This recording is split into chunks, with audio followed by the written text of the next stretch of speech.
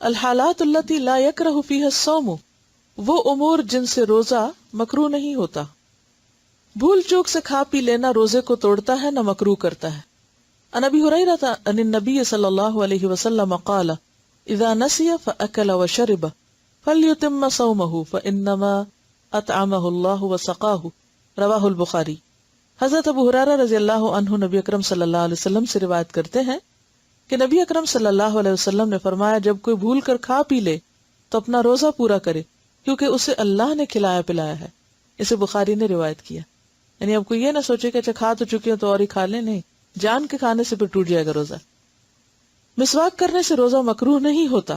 ان عامر بن ربیعہ رضی اللہ عنہ قال رأیت النبی صلی اللہ علیہ وسلم یستاک وهو صائم ما لا احصی او اعد. رواہ البخاری. حضرت عامر بن ربیعہ رضی اللہ عنہ سے روایت ہے میں نے نبی اکرم صلی اللہ علیہ وسلم کو روزے کی حالت میں اتنی مرتبہ مسواک کرتے دیکھا کہ گن نہیں سکتا. اسے بخاری نے روایت کیا ہے. یعنی اتنا زیادہ آپ اپنا منہ صاف رکھا کرتے تھے، یعنی بار بار مسواک کرتے تھے اور اس سے روزہ نہیں ٹوٹتا، اور مسواک میں ذائقہ بھی ہوتا ہے اپنا.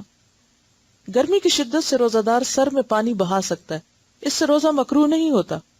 عن ابی بکر بن عبد الرحمن رحمہ اللہ عن رجل عن بعض اصحاب النبی صلی اللہ علیہ وسلم قال رأیت النبی صلی اللہ علیہ وسلم بالعرج یصب علی رأسہ الماء وهو صائم من العطش او من الحر.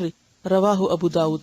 حضرت ابو بکر بن عبد الرحمن کہتے ہیں نبی اکرم صلی اللہ علیہ وسلم کے اصحاب میں سے ایک صحابی نے کہا میں نے نبی اکرم صلی اللہ علیہ وسلم کو دیکھا کہ نبی اکرم صلی اللہ علیہ وسلم روزے میں گرمی یا پیاس کی وجہ سے سر پر پانی بہا رہے تھے.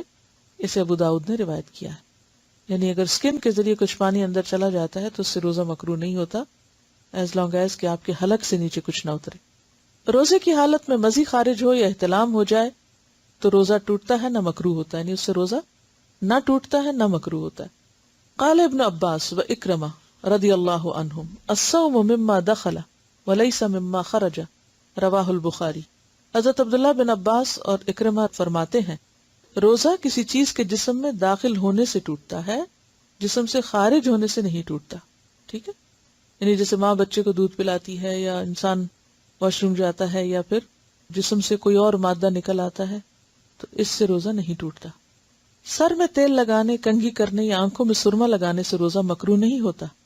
ہنڈیا کا ذائقہ چکھنا، تھوک نگلنا اور مکھی کے حلق میں چلے جانے سے روزہ مکروہ نہیں ہوتا. ذائقہ چکھ کے آگے کھانا نہیں، یعنی چکھ کے تھوک دے تو اور بات ہے، لیکن اگر اپنے منہ کی تھوک ہے وہ اگر اندر چلی گئی تو اس سے بھی روزہ نہیں ٹوٹتا. اس طرح مکھی مچھر وغیرہ بھی اگر گلے میں چلا جائے یا کوئی خاک وغیرہ. روزہ دار گرمی کی شدت میں کپڑا پانی میں تر کر کے بدن پہ رکھ سکتا ہے، اس سے روزہ مکروہ نہیں ہوتا. قال ابن مسعود اذا كان يوم صوم احدكم فليصبح دهينا مترجلا. قال الحسن لا بأس بالسعوط للصائم ان لم يصل الى حلقه ويكتحل. قال ابن عباس رضي الله عنهما لا بأس ان يتطعم القدر او الشيء. قال عطاء رحمه الله يبتلع ريقه. قال الحسن ان دخل حلقه الذباب فلا شيء عليه. حضرت عبداللہ بن مسعود رضی اللہ عنہ فرماتے ہیں جب تم میں سے کوئی روزہ دار ہو تو اسے تیل کنگھی کر لینا چاہیے، یعنی اپنا حال حلیہ درست رکھے. حضرت حسن رضی اللہ عنہ فرماتے ہیں روزہ دار کے لیے ناک میں دوا ڈال لینے میں کوئی حرج نہیں بشرطے کہ حلق تک نہ پہنچے. نیز روزہ دار سرما لگا سکتا ہے. عبداللہ بن عباس فرماتے ہیں کہ روزہ دار ہنڈیا یا کسی دوسری چیز کا ذائقہ چکھ لے تو حرج نہیں، اسی لیے ٹوتھ پیسٹ کو بھی منع نہیں کیا جاتا. حضرت عطا رحمہ اللہ نے کہا روزہ دار اپنا تھوک نگل سکتا ہے. حضرت حسن نے کہا اگر مکھی روزہ دار کے حلق میں چلی جائے تو کوئی حرج نہیں. اگر کسی پر غسل فرض ہو لیکن دیر سے اٹھے تو سحری کھا کر غسل کر سکتا ہے، البتہ کھانے سے قبل وضو کر لینا چاہیے.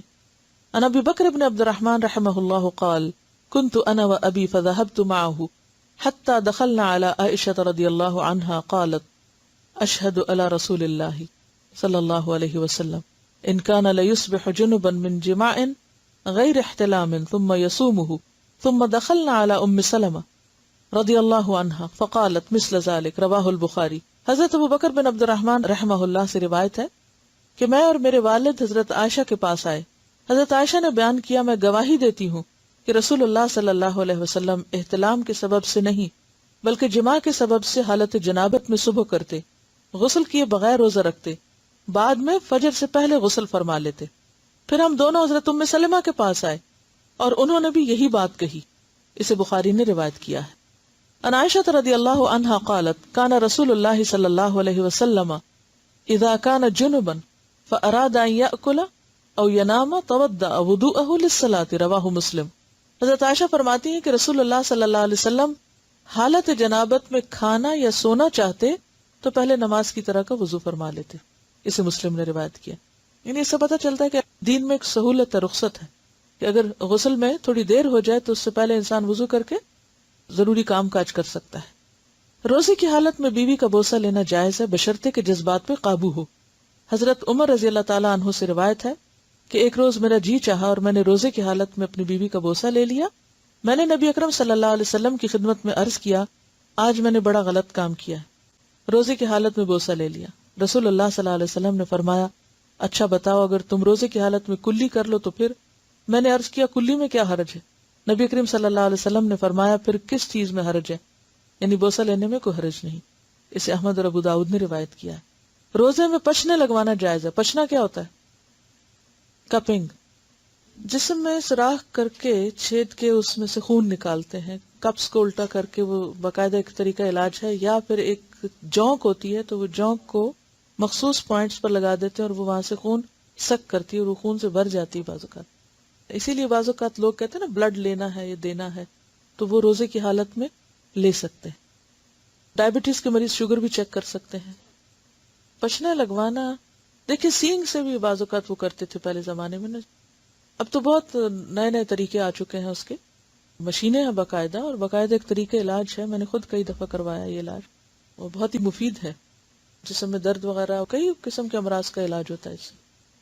ہوتا یہ ہے کہ ایک تیز دھار چاقو سا ہوتا ہے، یا کیا کہنا چاہیے اس کو، تو اس سے جس جگہ سے خون لینا ہوتا ہے وہاں وہ اس طرح کرتے ہیں، پرک کرتے ہیں، ٹھیک ہے، پرک ہو کے تو وہ کٹ جاتی ہے نا اتنی جگہ۔ پھر اس کے بعد کیا کرتے ہیں کہ کپ لے کے صاف اس کو اس کے اوپر الٹا کر کے روک دیتے ہیں، اور اس کپ کے پیچھے ایک سوراخ ہوتا ہے جس کے ساتھ ایک پائپ سا لگا ہوتا ہے، ایک مشین کے ساتھ لگا ہوتا ہے، تو اس کے ساتھ اس کو پمپ کرتے ہیں تو وہ خون وہاں سے نکلنا شروع ہو جاتا ہے۔ وہ بہت زیادہ نہیں نکلتا، بس تھوڑا تھوڑا نکلتا۔ حضرت عبداللہ بن عباس رضی اللہ عنہ فرماتے ہیں کہ نبی اکرم صلی اللہ علیہ وسلم نے روزے کی حالت میں پچنے لگوائے۔ یہ نیچے لکھا ہوا علاج کے طور پر سوئی، بلیڈ یا استرے کے ساتھ جسم کے کسی حصے سے خون نکالنے کو پچنے لگوانا کہتے ہیں، ٹھیک ہے۔ انجیکشن اگر وٹامنس کا نہیں ہے لگا سکتے ہیں، انہیلر یوز کر سکتے ہیں کیونکہ انہیلر سٹمک میں نہیں جاتا۔ وآخر دعوانا الحمدللہ رب العالمین، سبحانک اللہم وبحمدک، نشہد ان لا الہ الا انت، نستغفرک ونتوب الیک۔ السلام علیکم ورحمۃ اللہ وبرکاتہ۔